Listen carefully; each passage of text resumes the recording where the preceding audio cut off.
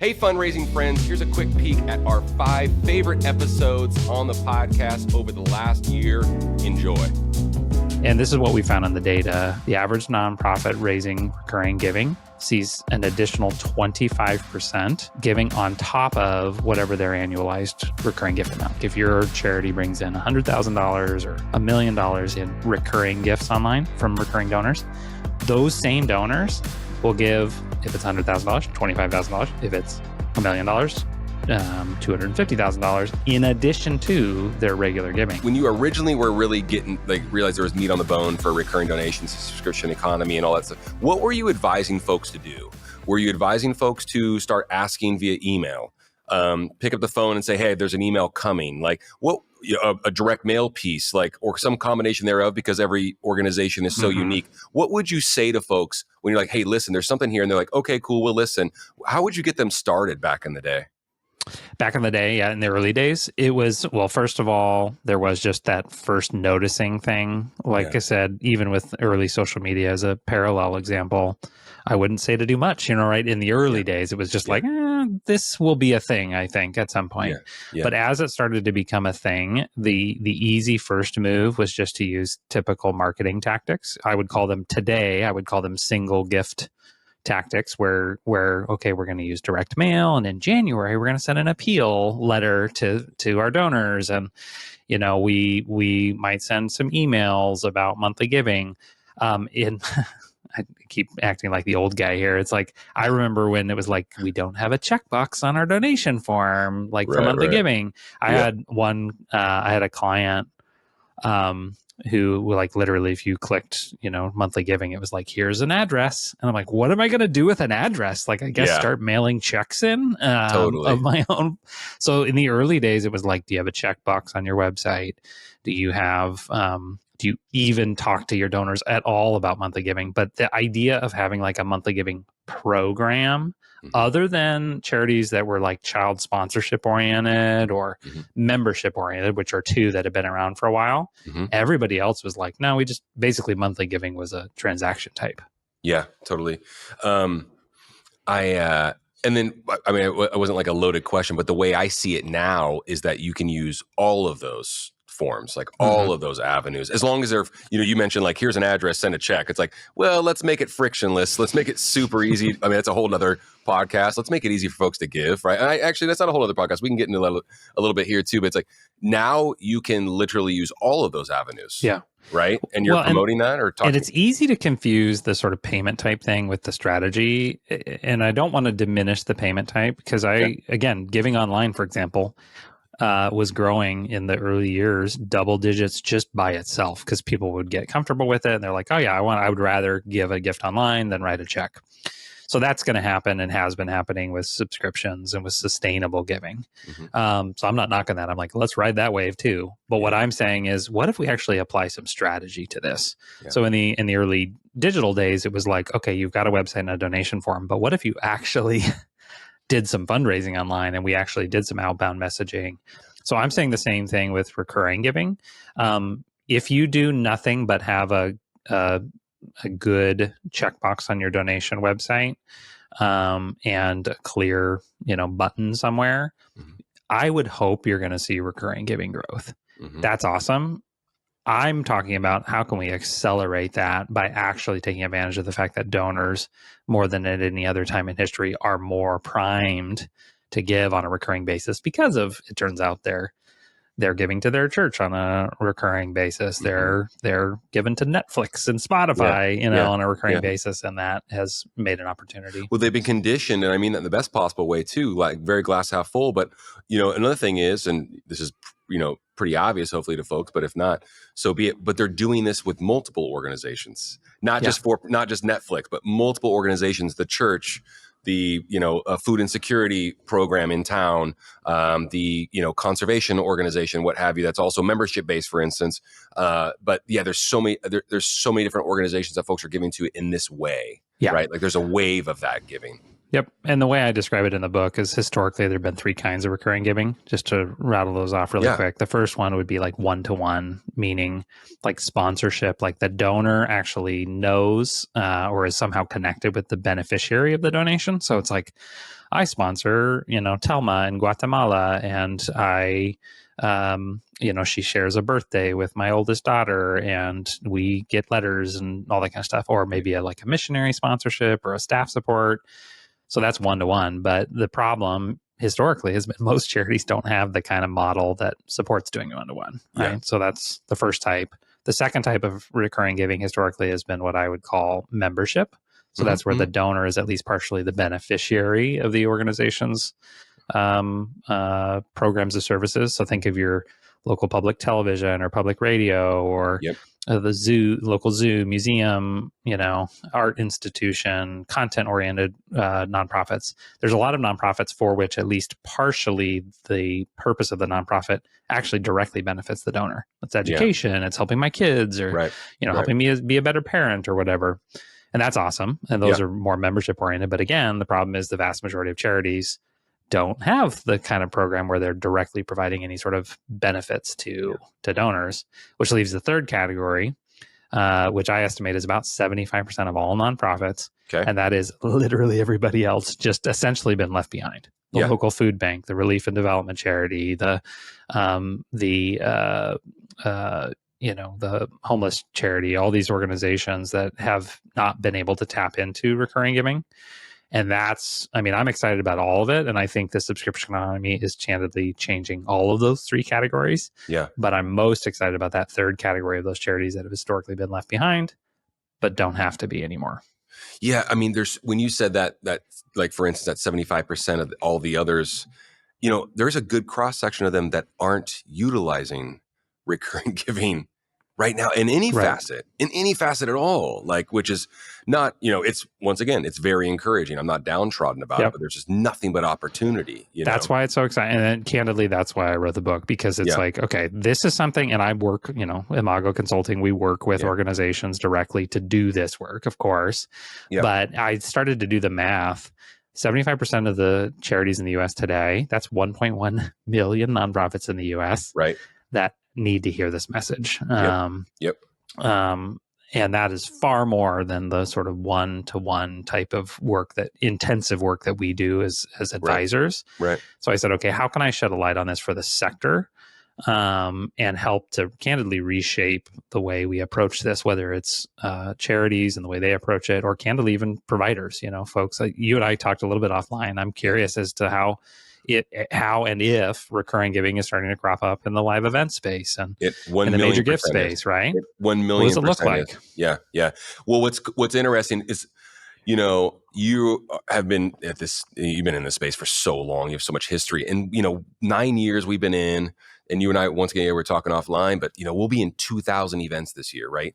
And we don't get the opportunity to shout from the rooftops, hey, you need to have like a monthly recurring option at your live event. We're not telling that because there's so much going on. It's the timing and the packaging is not right. Like we're talking to someone that hasn't occurred to them yet. And they might even have like a monthly recurrent, program, right now. But the fact that you can, and so my point being is, we are hearing from a lot of organizations that are like, hey, listen, we propped this up, this table or this QR code at the table that we were sitting at, and we had 300. It's like, how often do you get 300 of your top supporters, people that would actually, bleed for your mission, in one room on one evening? Everyone's there. As a matter of fact, most of them paid to be there.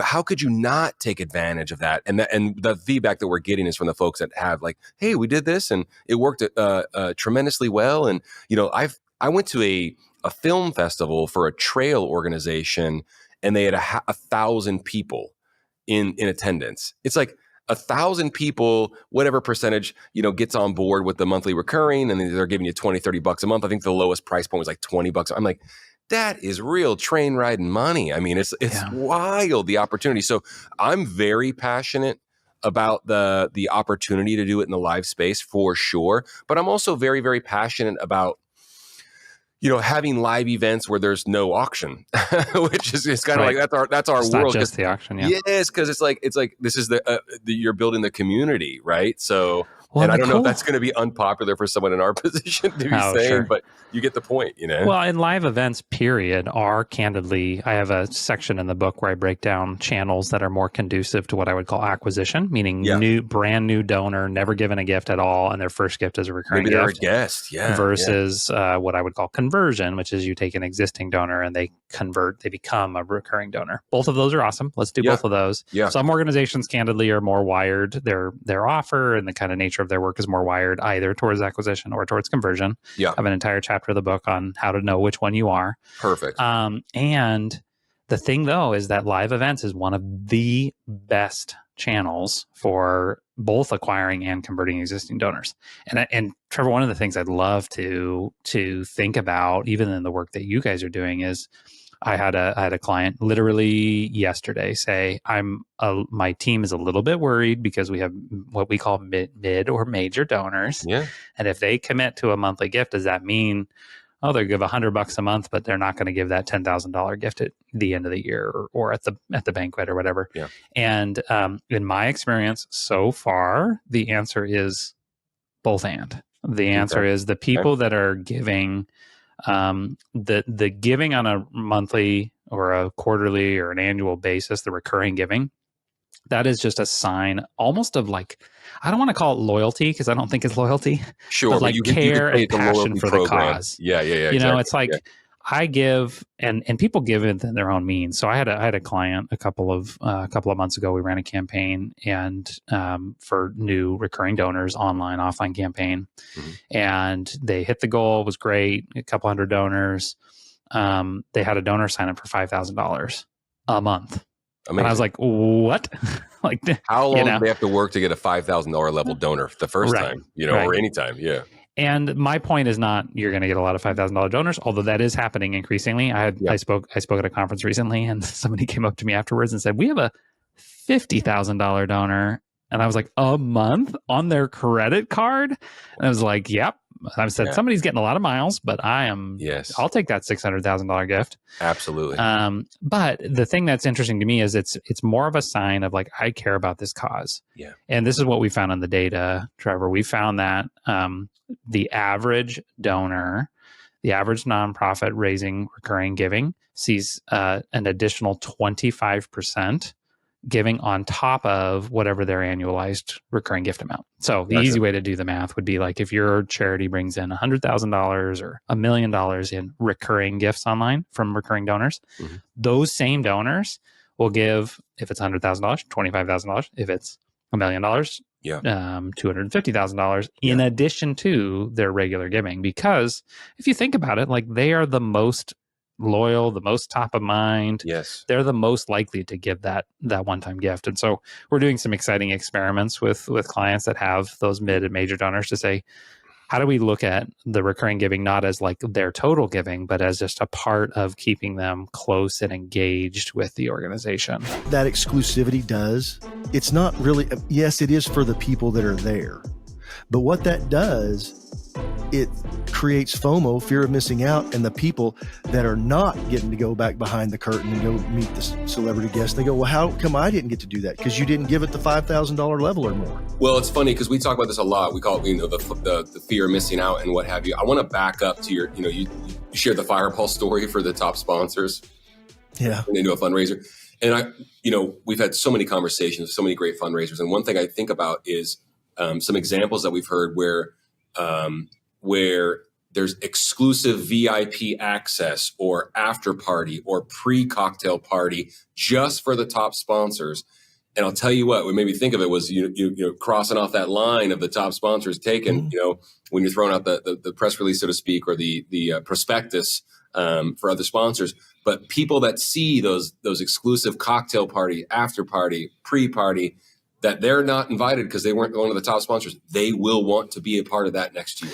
Yeah. We had a deal where they had a special guest. I was part of an organization. They had this special guest. It was a celebrity, a celebrity athlete that was going to come and be at the event and everything and speak and do all that. Yeah. So they did a deal the night before for everybody that was the table sponsor, not for the guests, just for that person and their spouse. Awesome. Or their plus one, whoever that is. So they would come and they had just an exclusive pre-party, what you'd say the night before, just a small gathering where they got to have that intimate time, one-on-one time, and let's say there was 60 people. I think there were probably 50 tables. So there's like 100 people in the room, but they all got to go meet, have a little deal, take the picture, do all the kind of stuff without all the noise in this intimate setting with this person, this celebrity. And it was really cool. Yeah. And, they had somebody serving cocktails and they had a preview set up for the next night fundraising. And they did all that. And people loved it because they got that special time. They were treated special. It was exclusive. Yeah. And, we love exclusive. People love to have that kind of stuff. Makes people feel important. The people that aren't involved, that want to be a part of it next year. I think I think all these things are worthwhile. I think sometimes we say, well, there's going to be a VIP reception. Okay, well, VIP for who? Good call. If you have somebody there who's going to be cool to go meet, like I've done another one where they had this little sections for the celebrity, another celebrity athlete right before the event.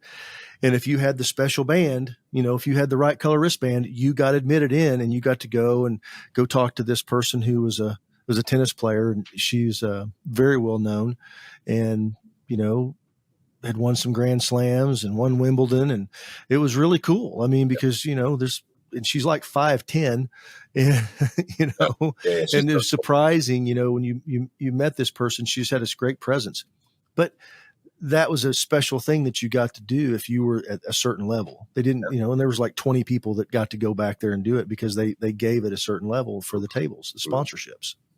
Very cool. We're seeing that We're seeing that work at so many events with so many different organizations. That's one of the, I think that exclusivity piece, that FOMO. Yeah. This is my opinion. This is just totally, a lot of times I like to back everything up. We get to touch 2,000 events a year or more, and I like to give hard data, but this is just my really opinion, seeing a lot of this stuff. If you make the sponsorship about what they're giving and not what they're getting, the rest of it's just icing on the cake. If you're having to do that to go get your sponsorships in the first place, then maybe you need to work on what your mission, how you're talking about your mission and what you're talking about you're doing. Because what that exclusivity does, it's not really, yes, it is for the people that are there, but what that does, it creates FOMO, fear of missing out, and the people that are not getting to go back behind the curtain and go meet the celebrity guest, they go, well, how come I didn't get to do that? Because you didn't give it the $5,000 level or more. That's how I think you've got to use that kind of stuff, because, to get the money, that's a plus and a bonus, because not everybody has that. Not everybody's going to have a celebrity or have an event where they could have something, super exclusive like that. So I think that you've got to bring it back. Now, you can always do something to make it special for those people. I had a group, there was a group that were doing underwriting for the first time, and they weren't sure. I said, doesn't matter. I said, everybody that underwrites the thing, I said, just go put them on a big board up there and let everybody know. And then, if they happen to be coming to the event too, give them a bracelet, give them something, give them a corsage, something that's going to identify them as that special underwriter. And it was just something, it was an identification. That way other people, well, how did you get that? How come you got that? Well, because I gave it this level. I was at one where they did these raffle packs, and the way that you got the swag and the flex, as we call it, was you got this Yeti cooler. Yeah, it was kind of cool. It was $200-300 Yeti cooler. I don't know, it might have been more than that, but you got to do that, and they had all the raffle stuff inside of it. And so you see a few, like 20 people walking around sporting their, carrying their deal. So they got to say, hey, I'm a big roller here. And it was kind of cool. It just gives them that opportunity. I love the idea of making it cool and making people want more for next year and want to come back. We talk about the atmosphere at events and how important that is to attract the right sponsors and the right attendees and the right givers, so to speak, and supporters to your event. I think that's huge. I had a question. It's my favorite one, actually. What's the right way to go about thanking these folks? Well, I think that you've got to have a program of gratitude. Yeah. I mean, I don't think you can sit there and go, okay, well, if you give at this level, we're going to send you a personalized thank you note. Nobody, I mean, it's just not something that's not, nobody cares about it after the pre-gratitude. Nobody cares. Mm-hmm. It's after the event, after something happened, and you're able to go and say, wow, we had a record night. Thank you so much. And you're able to do that 6 or 7 times. That's going to build that relationship. Yeah. Conversations, that's where it starts, is with gratitude. Yeah. If you tell somebody, we like to say 7 times. So if you tell them thank you the night of, in a general way, everybody, thank you so much for making a night successful. Yeah. If you walk, I always say the executive director, their job is to shake hands and kiss babies all night. Yep. They're not there to do anything else. If you're the CEO or the executive director of the organization, look at it again. That's your job. Yep. You should make it your mission to go to every table and say thank you. That's cool. Yeah. And the people that I've seen that were really great fundraisers, that great at getting sponsorships, that's what they did. Mm-hmm. Because they were able to walk around and they had a list. Everybody thinks, oh, I can't remember all those names. No, they had a list. This was very planned. And so she had a list and she just kind of had it tucked away, and she'd sit there and go, and she, you can figure out who that person is. Mm-hmm. And a lot of people they would know. But they would start off, and it didn't matter that, they'd just start through the room and start working through the tables. Let's say you got, 300 people. So maybe 35, 36 tables at most. Well, you're not spending 20 minutes at every one of them. You're simply going by and saying, everybody, I just want to thank you so much on behalf of ABC Charity. We just couldn't do it without you. Thank you so much for making this a special night. Mm-hmm. And introduce yourself. Yeah. My gosh. Yeah. Because if you go and say, hi, I'm Jason, I'm the executive director here at ABC Charity, and we are so grateful for you being here tonight. Thank you, thank you, thank you for just making this night a success, because it doesn't happen without you. What if you're meeting someone in person for the first time doing this? It's like, talk about first impressions, talk about laying the groundwork for something special moving forward. It's like, well, yeah. I mean, all of a sudden, somebody who's been to an event before and never had anybody come and say anything to them, and then all of a sudden they go, wow, that was really cool. And you don't have to wait. And you don't have to wait till the end of the night. I think that's where everybody misses the point. This should just be an ongoing thing to get through the thing. Because, if you got an event's going to last 2 hours, you've got time, but just start doing it, make your way through those. And I think you just go to all of them. Wait till they're at dinner. And that sounds, because, well, gosh, I was going to eat dinner. Well, maybe this time you don't. We're going to sacrifice dinner for the team and go around and talk to everybody. And I know your table wants to have you there and they want to be there, but I just think that when you're the head of the deal, I also think the president of the board should. The board members, I think that it's good for them to be walking around, not just sitting at a table. You can damage relationships irreparably by asking for too little. I learned about what I call the invisible millions. Most of what, when you run a donor through a wealth engine, right? It's giving you a result, a rating, a grade. Oh, this donor is a level 1. There's somebody who you should prioritize because their net worth is, 5 million plus. And virtually every nonprofit has at least one person like that. And, most of wealth is not in the bank, right? It's not cash in the bank. And I learned this. I learned that when you are able to talk to people about giving from their wealth, and there's a way to do that, that you unlock 10, 15 times the gift size than the average gift of credit card or anything that you can give from cash that people typically give. That was a huge unlock from a mentor that I had when I was at United Way on the major gifts team there. And, it was transformative. I was like, wow. Okay. So in the same amount of time, right? It takes me the same amount of time to get a meeting, to get a phone call, the same amount of time to email this person. But in that one conversation, I'm closing 10 to 15 times the amount. So same amount of time invested and raising 10 to 15 times more from one donor. But it's also like you have to change your mindset, your relationship to money, your relationship to being in abundance. Like this is going to sound a little bit woo-woo, Trevor, but like being in abundance energetically, like the opposite of stress, the opposite of lack, the opposite of there's not enough. And that's when, and the nonprofit world is totally mired in that. And many of us, we don't even realize we're addicted to it. We're just stuck in this fight or flight. There's never enough. Please, dear God, we need a miracle. Will you come through? And it's like, it's super hard to do. And I've been in that position where you have to raise millions of dollars and it's on your shoulders. And you know that if you don't, like your friends who you work with, who you are helping to pay for their salaries and their livelihood, if you don't raise the money, your coworkers are going to get laid off. Like nobody, like that is a reality of fundraising, and it is real. And it's a skill and a discipline. It's a component of emotional intelligence to be able to recognize the stress that's going on inside of you, the pressure that comes with that, to manage it well, even when you're on your own. And you're just meeting with a donor and there ain't nobody else who's going to come help you. It's you, babe. Right? And you're like, okay, I've got to be able to handle this and make it look easy.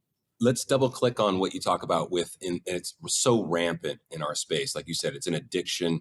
It's an addictive trait, and it's in our culture. It's in our space. Talk about folks projecting that scarcity buzz term, but projecting their own checkbook on a potential giver. I did this. I was a total coward. I was sitting across from really wealthy guy, big shot, managing partner at a big 4 firm, downtown Los Angeles. We're meeting for coffee. I finally get like a 30-minute coffee with this person. And I'm, you know, however old I am, I'm 25 at the time. Like I'm just this like young professional, you know, I'm show up in my blazer, you know, like, and I was, you know, so worried about asking for too much money. And, you know, it's one of those lessons that it stuck with me forever. And sometimes I feel like people have to learn it by experiencing it.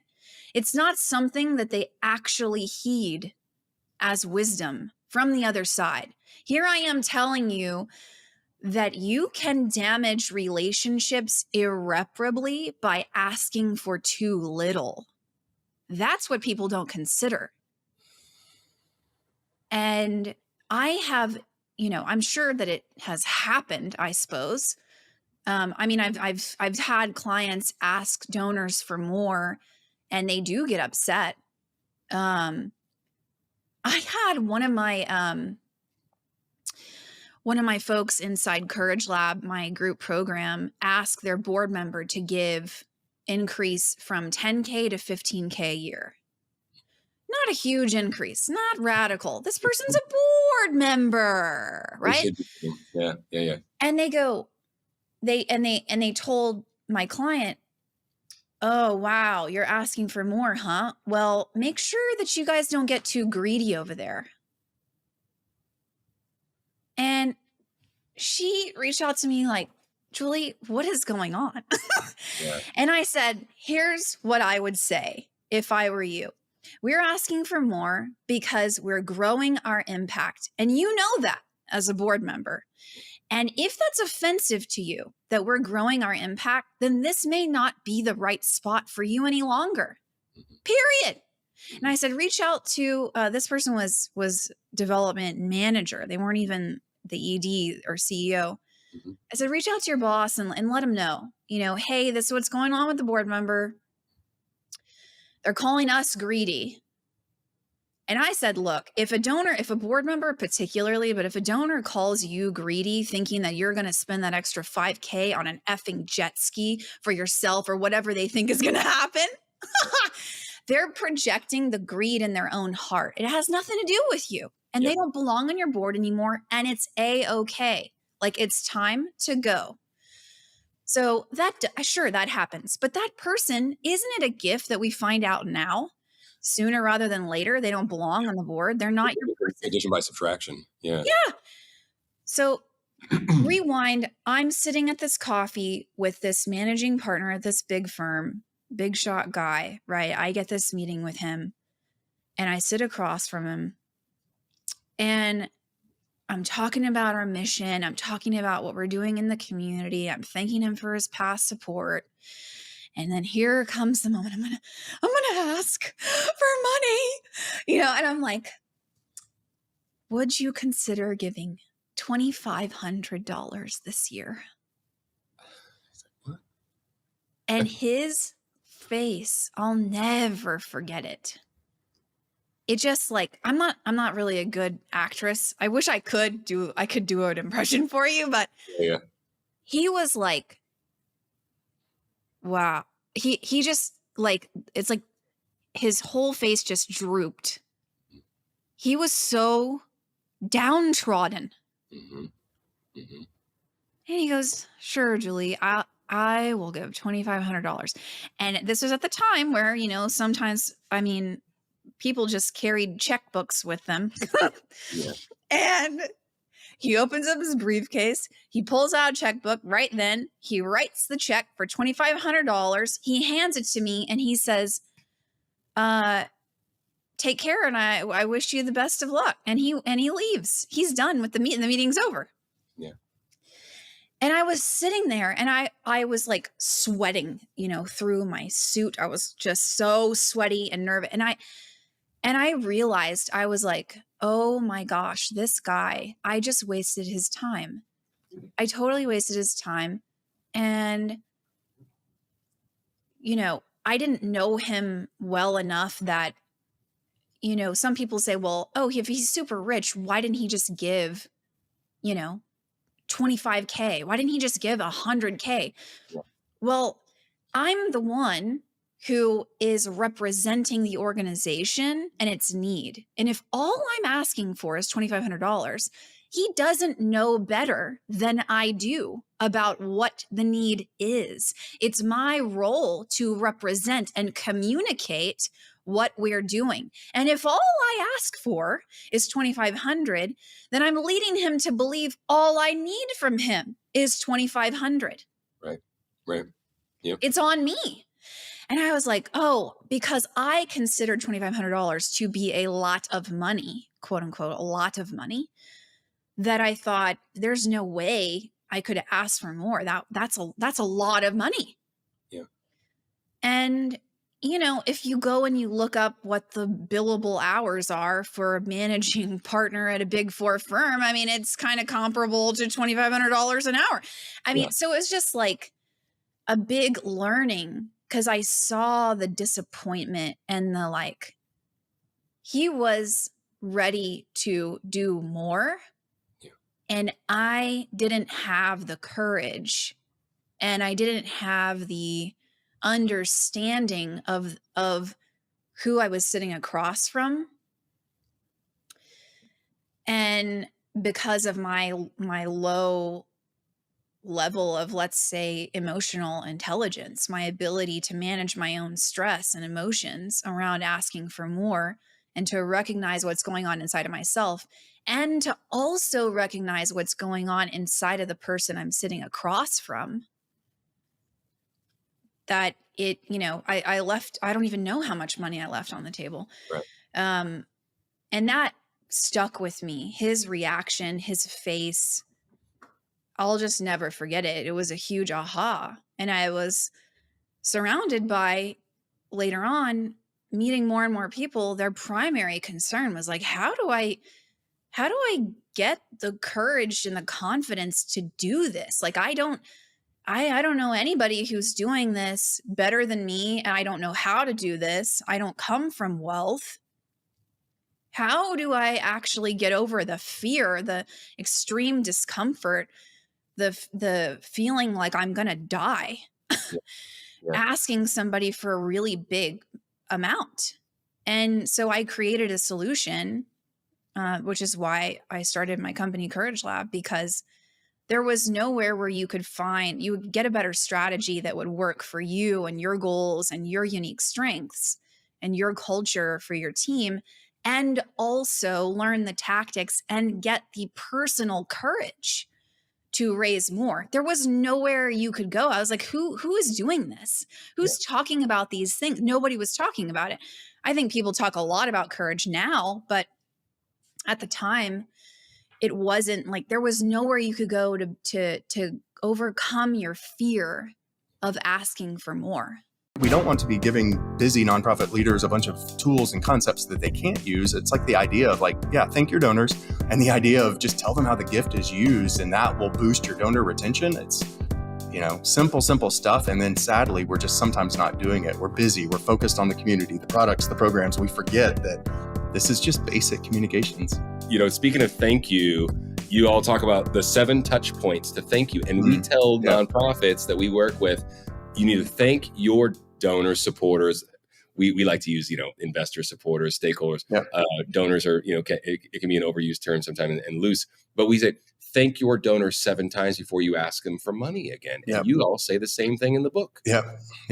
It's so, it's just talk about that and just the value in that. We call it planned gratitude. And we even use it with our staff, right? As far as their outreach, just talk about how obvious and easy that can be. And I just love that you all talk about it in the book, because I think it's massive. Totally. Yeah. We borrowed that concept from somebody at some point, right? That created it, not us. And so, that's where it's basic communications. And I even have this chapter subtitle in the book of like, let's stop thinking it of us like donor stewardship and think of it as just communications, right? It's just literally communicating with your donors. And, I think sometimes we give these labels in our space of like cultivation and stewardship. And then the CEO thinks, oh yeah, I have a team that's stewarding donors. And it's like, what the hell does stewardship even mean, right? I think if we just start referring to it as communications, and the data shows like the 2 big reasons people don't give again is like they weren't thanked and they weren't told how their gift is used. And that's just really simple stuff, right? And I think that's the beauty of like this quote brand new way to fix your nonprofit fundraising is some of this is not rocket science. And that's actually the best endorsement. Like people read this book and they go like, hey, Kevin, this is great. Like it's great because it's actually not rocket science. No offense. And I'm like, no, that's the point is, like, literally a lot of rocket scientists actually. Yeah. Yeah. And that's the best thing possible, right? We don't want to be giving busy nonprofit leaders a bunch of tools and concepts that they can't use. It's like the idea of like, yeah, thank your donors, and the idea of just tell them how the gift is used, and that will boost your donor retention. It's, simple stuff. And then sadly, we're just sometimes not doing it. We're busy. We're focused on the community, the products, the programs. We forget that this is just basic communications. I think it's massive. We could talk about that for an hour, right? Just the graciousness that should come so naturally to us. But the thing of it is, I call it, Kevin, I thought about this so deeply. Doesn't make me a deep thinker. I thought about this so deeply that I've applied it to my personal life. And it's just how much symmetry there is and how we talk to people, the graciousness, the gratitude, whatever buzz term, frankly, you want to use. But it's like, I say no news is not good news. And so I would reverse it. And I look at my own life where I go, I love my wife dearly and I love my children dearly. And that's not abnormal for people. Right. But there'll be times when my wife does something really outstanding for me and for us. And if I feel bad if I forget to say something, and I will, because we get caught up in the zeitgeist of life. And, she knows I care. She knows that I'm grateful. She does. And just like donors and supporters know that you care, no news is not good news. Yeah. And if you don't know what to say, it's thank you. You know what I mean? And it's, right? I mean, it's like, I'm teaching my 6-year-old this, right? Yeah. And I'm not saying that leaders of nonprofits and folks in development are need to be spoken to that way, but you get my point. It's that simple. Yeah. Sometimes it's as simple as, we'll work with a client on their, communications plan, and we will realize that like they're just literally not exporting donors from their donor tool into their email list in MailChimp. It's like sometimes that simple of just like your donors are literally not even just getting your monthly newsletter. And that's why the beauty of this, again, is just sometimes these small tactics can add up. It's this idea of like, you might not need this 100% overhaul in your fundraising. It might just be 1% improvements. And I think that's a lot of what brand building is and good communications is. It's like doing 100 things, 1% better can add up to 100% as well. Agreed. Yeah. There's a lot. I'm not like, I say this a lot, like headline chasing or stuff, right? There's a lot going on in the world. There always will be. So we can accept that. It's like, right. If people want uncertainty and this and that and the other thing, and the, what, it's hitting the fan for some people, right? Of just unknowing. And we're also living in a time where people handle uncertainty worse than we probably ever have as a human race, just because of like what's coming at us, and we're over indexed digitally and all these different things that we don't even need to get into, but it's just the reality, right? We tell folks, when what's hitting the fan or what have you, the thing that you want to, we say this, and I want to get your feedback. We say, well, pick up the phone and talk to your top stakeholders, get them involved and start involving them. And they really, I should bug them. They just wrote us a $50,000 check. Yes, because they've invested. They are literally, they have a vested interest in your success. So before things really get down the tracks too far, we just say, pick up the phone. You mentioned email and newsletter and stuff like that. It's like, where is there a hierarchy as far as this kind of communication with folks that are our top stakeholders that you're just doggedly persistent about with the folks that you get to talk to? It's like, pick up the phone, call them, or whatever, shoot them a text. Like, talk to me about the power in that, so to speak.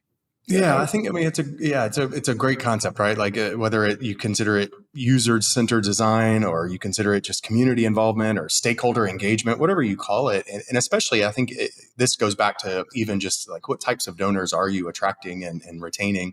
In the book, we talk about the 5 types of donors. And so for many of us, we might have these individual online givers, $10, $100. You might not pick up the phone and call them, right? But yeah, if you're dealing with especially foundations, right? Foundations are a group of donors that, they typically will want to be more involved than others. Your corporate partners often will want to be more involved. Like government, I think that's the big shift in our space, is a lot of federal funding is being cut. And then high net worths too, right? I think that's a group that we see with our clients. A lot of high net worths, they have skills and gifts and passions and wisdom beyond just their money, right? And so we even talk about kind of with corporate partners, for example, like this idea of, not just chasing philanthropy out of your corporate partners, not just chasing the money, they can be valuable for their people. They can be valuable for their product. They can be valuable for their own platform. Like, I think this gets back to your question, Trevor, of picking up the phone. Like, most donor groups can be and should be involved more than just the money. And so I think that's just another important reminder about good communications, is like, how do we engage them beyond the gift, right? There's just so much untapped potential. Because they have so much more capacity than just the money. Yeah, totally. Right? I mean, and they don't want to be ATMs. They don't want to feel like an ATM. They don't want to feel like a cash machine. Yeah. And people say this a lot. We are getting to say it a lot. And I know, so if we're getting it, I know you're getting it with the reach that y'all have. We're getting a lot of like, well, that person didn't give again. And they'll give some feedback like, well, no one called me. And you've heard this story hundreds of times at least, right? Well, we also hear a lot about like, well, we're competing with the organization down the street, or, well, they got a big donation from that one corporation and they gave to us last year and this and that. Well, it's like, well, no one owns their donors, right? Of course, there's still, regardless of what uncertainty there is or what's going on in shifts, those inevitably will always happen. There's a tremendous amount of money in the system. It's easier to get private money, foundation money, than it is to get federal money, as a matter of fact. Yeah. We just had an expert on our webinar today talk about it, and I'm sold, like grant writing expert, so it's not low hanging fruit. It still takes work and being deliberate.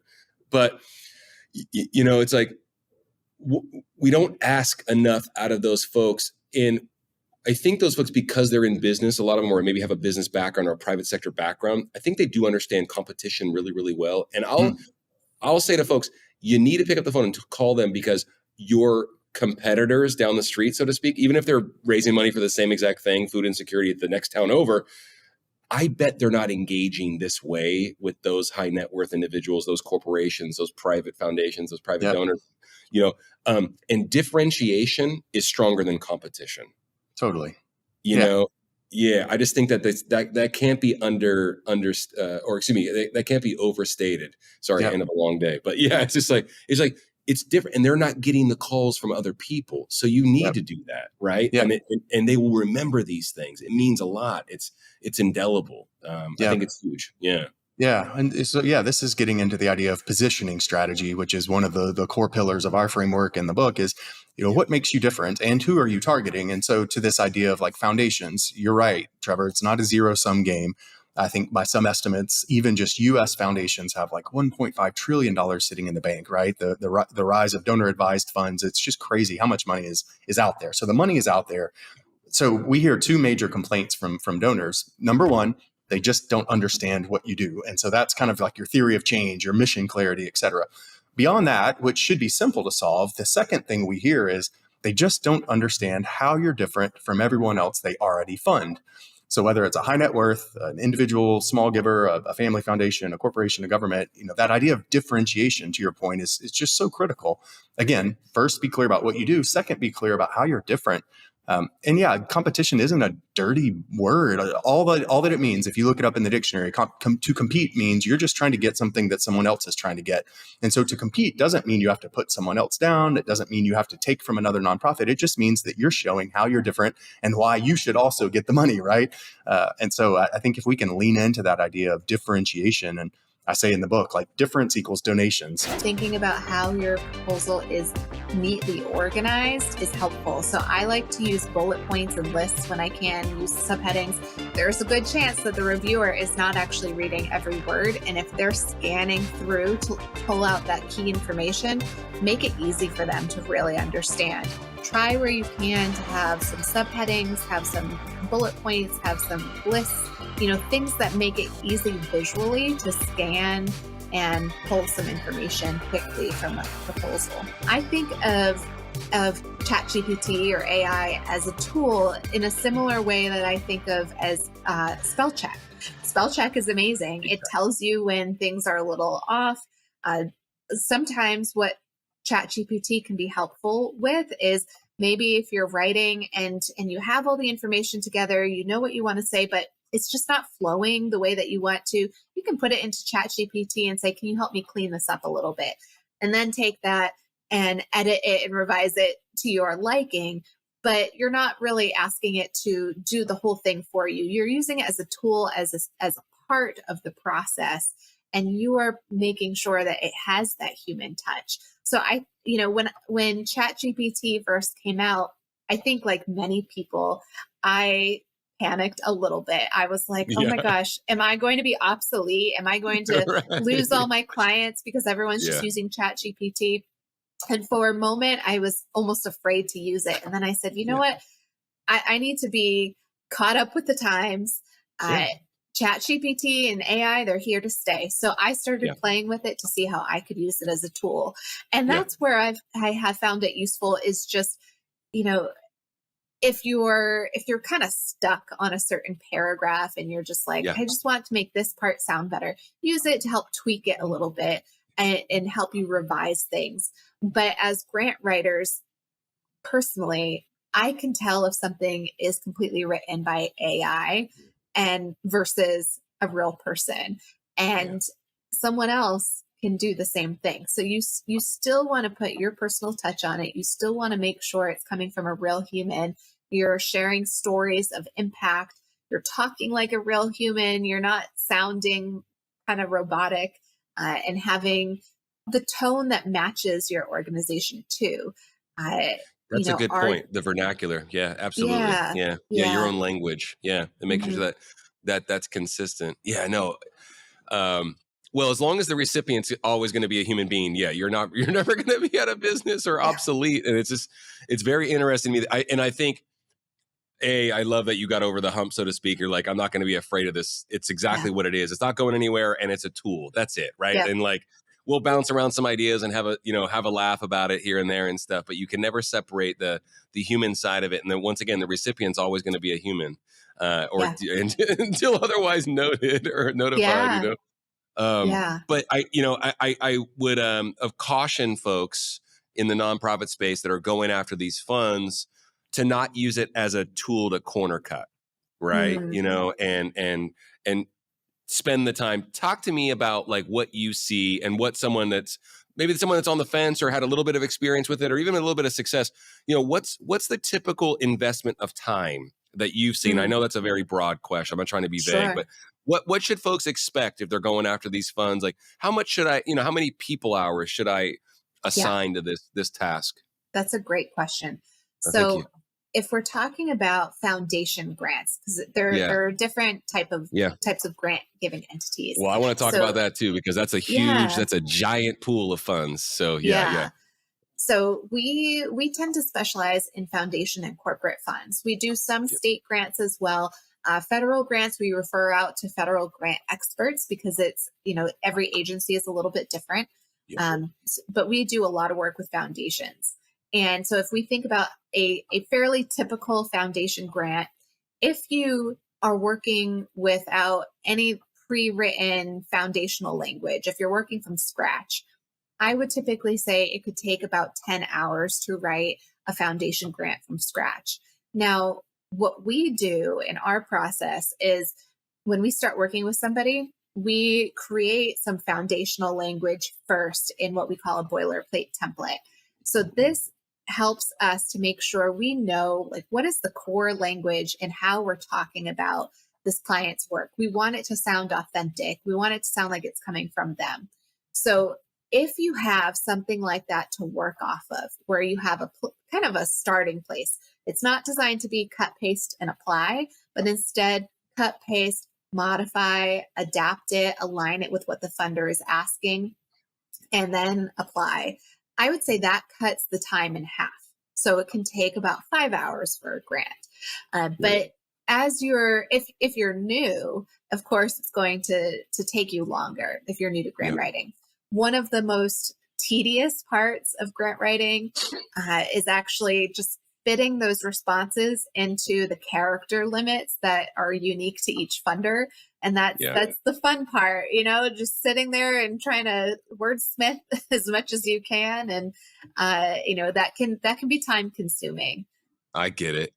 Do you think that folks, is it your experience that folks on the nonprofit side get a little long-winded when they're talking about their mission and they just kind of shorten things a little bit? Well, it just depends. Sometimes when we're looking at the questions that funders are asking, because we've been in the business for a while, we can read between the lines and get down to the specifics of what are they actually asking. We can read between the lines there. So, for example, a lot of times funders will ask what your sustainability plan is, and surface level, that sounds very programmatic, as in what is your next step in your plan for this program? But actually what they're asking is about your financials. They want to know. Yeah. They want to see the P&L. Exactly. What other revenue do you have coming in? What is the financial plan for sustainability? And so just being able to read between the lines with things like that and have an understanding of maybe what are they actually asking? That is where our expertise really comes in, and the framing of how to position this. Sometimes we'll look at grants from clients, before we've come in, and it has so much information that sometimes it's hard to get down to what is the answer to the question. And sometimes when your head is in the work all day, every day, it's hard to step back and read it from the perspective of an outside person. I think that's where our team really comes in as helpful as well, because we are outside and we can look at the writing and say, would a funder understand what we're talking about? There is, I forget exactly the framing of this, but there is an analogy with responding to grants. If you think about a pyramid, where a lot of times people will have an upside down pyramid where they have all the information and the explanation at the top, and then it takes until the very end to answer the question. We want to flip that. And we want to answer the question first and then give the background information that supports it after. And a lot of times when you're writing about your own work, it's easy to do the opposite. It's easy to get into the weeds and talk about all the details. And then when you step away, it's like, well, what in the world are we even talking about? Our goal is to be concise, be as specific and concise and clear, so that no matter who picks up this proposal, they'll understand who you are, what you're asking for, and what you're going to do with that money. Yeah, I mean, that speaks to so many parts of fundraising. It's like brevity of message. We used to have a rule. It's like, okay, do it again, half as long. With our messaging, like just with like email outreach or what have you. And because of course we can get so caught up in fluff. And what's interesting, we've coached a lot of groups about their missions marketing message, which is kind of a tongue twister for someone like me. But like, it's like this is what we do in 10 words or less. If you want to know more, here's more. You know what I mean? But just like it's important no matter what. I just love that you brought it up. Just like the conciseness and brevity of message. Like get to the point, flip the pyramid, as you like to say, upside down. I think that's lovely. And that way, it's just like at the pointy part, we know exactly what's going on. You know what I mean? That kind of thing. Answer the question up top. We are requesting this much to be used for this purpose. And then let's explain our why, but answer the question that they're asking first. It's amazing how many bright fundraisers, consultants, folks like yourself and other folks we've had on the pod recently are saying the exact same thing. At least I'm deducing from listening to experts in this space. I'm hearing folks go, hey, listen, tell folks what you want. Like we were talking to some folks that are consultants for mid-level and major gifts over the phone. And there's so much symmetry here because they go right for the money. It's like, hey, listen, this is how much we're looking to raise. This is how much you gave in the past. We'd love it. And they just identify the need and the money. And it's like, it's almost liberating a little bit, right? It's like, I think a lot of folks, unfortunately, I had another talk with another expert.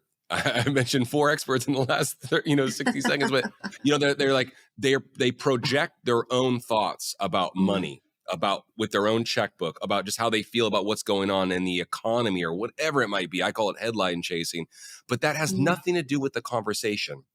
Even if it's a grant proposal, or if it's a phone call or an email or a recurring donation ad or what have you, it's just like, get to the point, talk about the money, get that out of the way.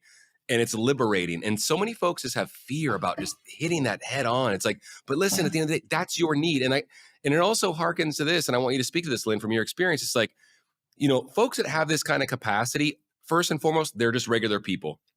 Mm-hmm. Their tires, they need to change their tires as often as we do. Their kids get sick. Like they just might have more capacity. They're still people. Like they got a hole in their shoe, maybe. You know what I mean? Like it just is what it is.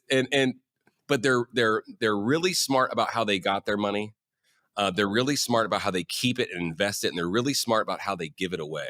Mm-hmm. And at the end of the day, but they also are very, very deliberate with their time.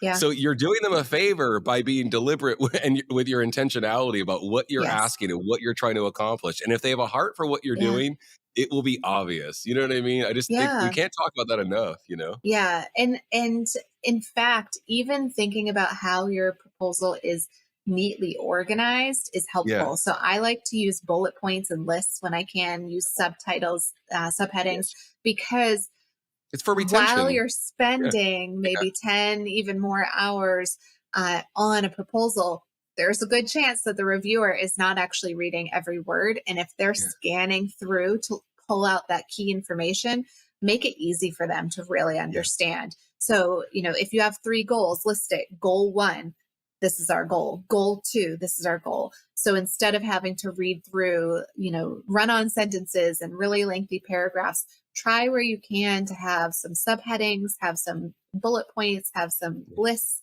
things that make it easy visually to scan and pull some information quickly from a proposal. And to retain. It's just like, but think about it, like there's probably more than one person writing a proposal, right? To that funder. Yeah. That's how you can differentiate yourself from other folks, from other proposals. I'm assuming, I'm not telling you your business. Yeah. Yeah. And I would also say really being specific on how you are going to use the funds. And I can't, say this enough because this is something that I push my clients with. We will say, okay, we're going to move forward on this grant. And I'll say, how would you like to use the funds? Because we're going to write about it. And they'll say, well, we want to expand our program. And I'll say, I have to push you more than that. Well, we want to expand and reach this many more people. That's great. But I want to push you more than that. Pretend you're pulling out your checkbook and you're writing a check to pay for an expense for your nonprofit. What are you paying for? Okay, this money will go towards the cost of this staff position, these materials, this cost of transportation. Be specific about how the funds will be used. Funders want to know, the exact line item in the budget, but also you need to read their requirements really closely, because some funders will not fund staff positions or will not fund food or events and things like that. So you do have to be very careful and very detail oriented. That's a big part of what we're doing. We're going through all of the requirements and again, reading between the lines and making sure that we have a full understanding and that we can guide our clients on how these funds can be used. But, as specific as you can, just saying this will support our program growth isn't actually enough. Even when you're applying for general operating funds, I recommend to my clients to say, yes, it's for general operating, but let's tell them a little bit of what is your need right now? What will funds really support? Is it going towards a staff role? Is it going towards X, Y, and Z? So that they can get an idea.